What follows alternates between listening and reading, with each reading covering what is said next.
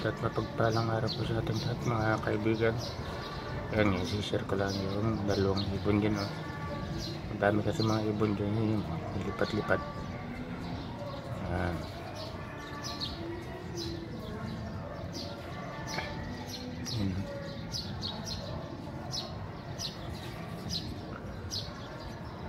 Nalulungkot po ako dahil yung alaga naming ibon ay namatay na.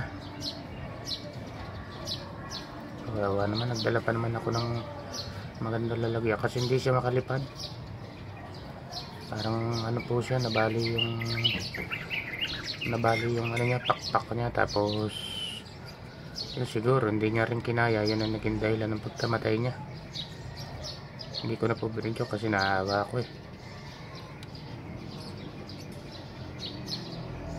Yan po nangyari, namatay na yung ibon. Namimiss ko nga po minsan eh.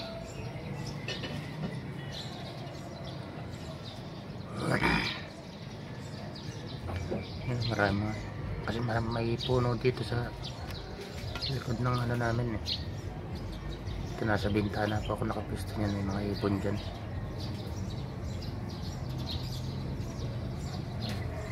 Mga longgay, pinapatay na puno ng talisay po kasi yan.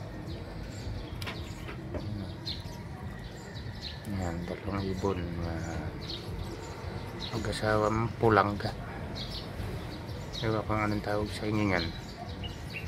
Amin, pulangga. Tawag sa Mindoro, palapago. Sa Batangas, pulangga. Ayan.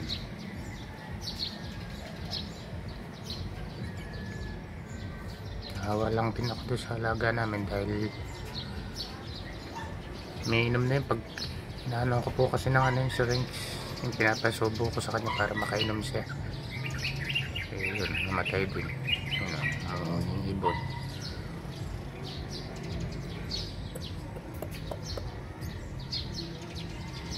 Nakakatuwa lang din tingnan yung mga ibon yun. Malis na.